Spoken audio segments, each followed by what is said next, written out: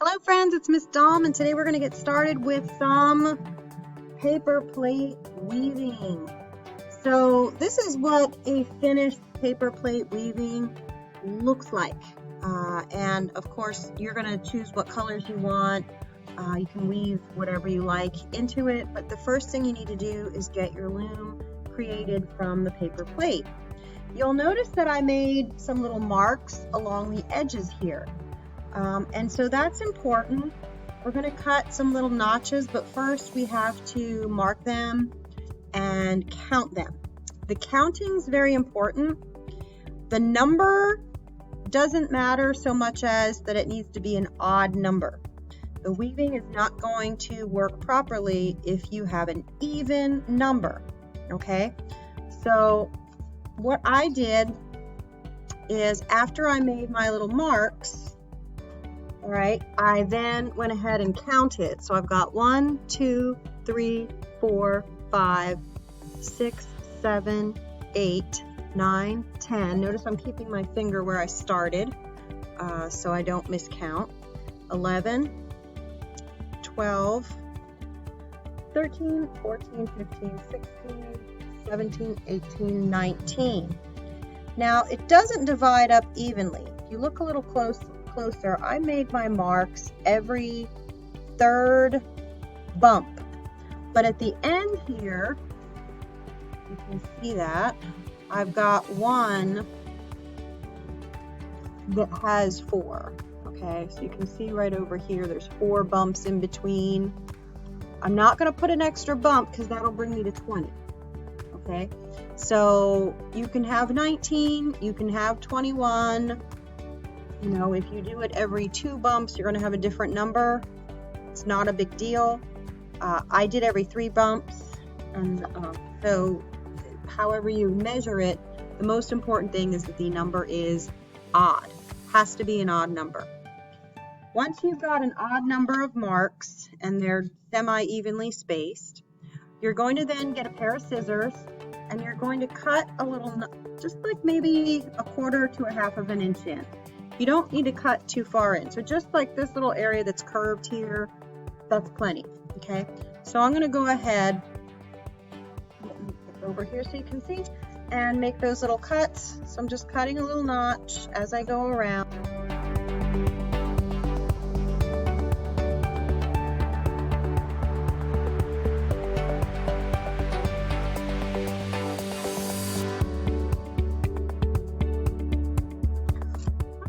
So I've got my little notches. The next thing I have to do is sort of figure out where the middle of this is.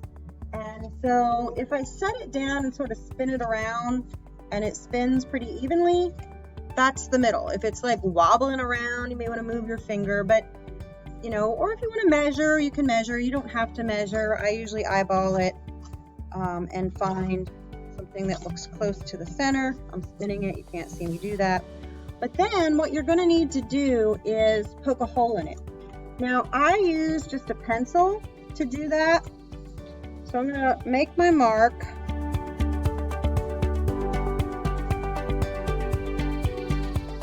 All right. And then when you poke it, you want to not try to poke it while it's sitting on the table. You actually need to hold it off the edge of the table or hold it up and just poke a little hole in it like that. Okay, so you have it, see it has a little hole poked through it.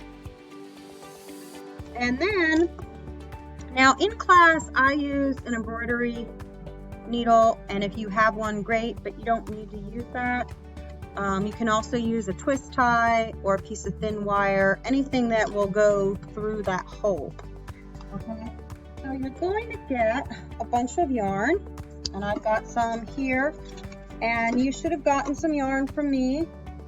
And that's going to be enough to make your warp. And then if you need more yarn for the weft, please fill out the little survey and let me know.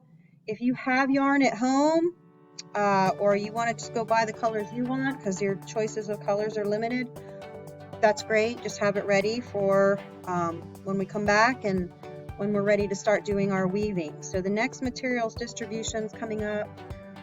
I am going to try and get all of your yarn ready. But you'll notice I'm going to use the twist tie so you can see what I'm talking about, using the twist tie to start making my loom. Okay, so the important thing here is to start from the bottom. So after I twist this up, I'm going to poke this through that hole. And let me just make that hole a little bit bigger. There we go. So it gets through there. There we go. All right, so I'm going to poke it through the hole and pull it through. And I'm going to keep pulling and pulling until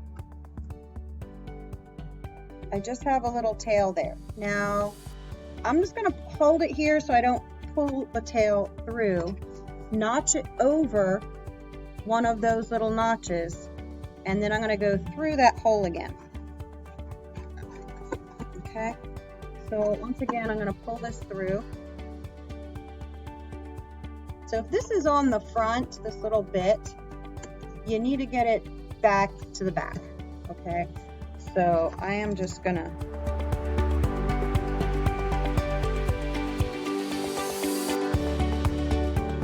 smaller, easier to manage. All right, so I'm gonna put that back through. Okay. And then pull it. All right, so this is that little end that I just had to put back through. Pulling this through. All right, so there's one. Then I'm going to go through my next notch, and let's try that again. All right, I'm going to get my twisty tie. So you can see I just shortened it because it was a little bit much to get through the hole. I think smaller is better for this. And again, if you have one of those little embroidery needles, that makes it easier, but this does work. So yeah, cutting it smaller definitely helps. Okay. So I'm going to hold on to that end so that doesn't pop out again. So I'm holding the back.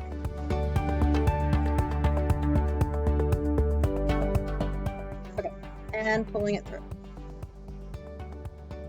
Then I'm going to go over my next notch. All right, so now I've got 3. Going up through the back, always coming up through the back.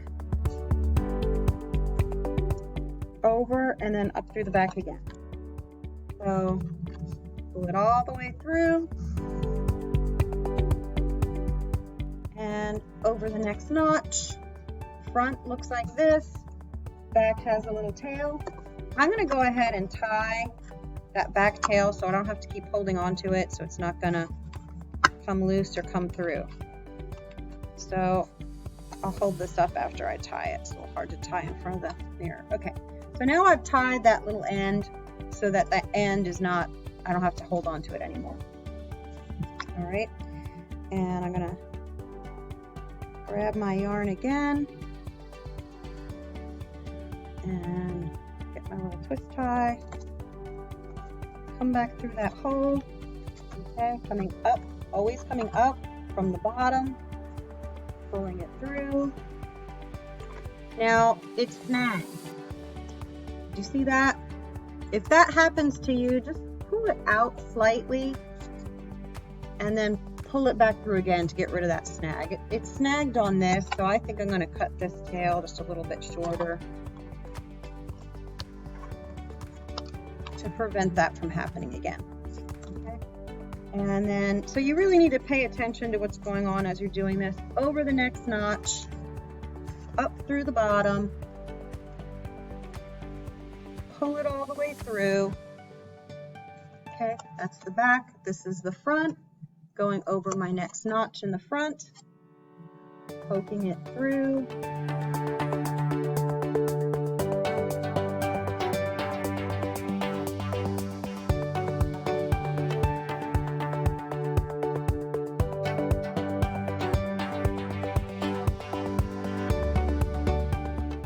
Now, I'm starting to run out of yarn. I'm going to need to tie another piece on. You want the tie to be in the back, not on the top, because this is where you're going to do your weaving.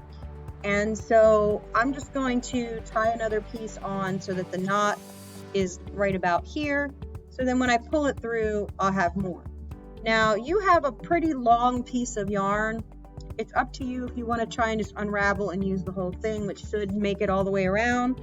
Or if you cut it in half to make it more manageable, you may run into the situation that I did where you want to just tie it and then continue.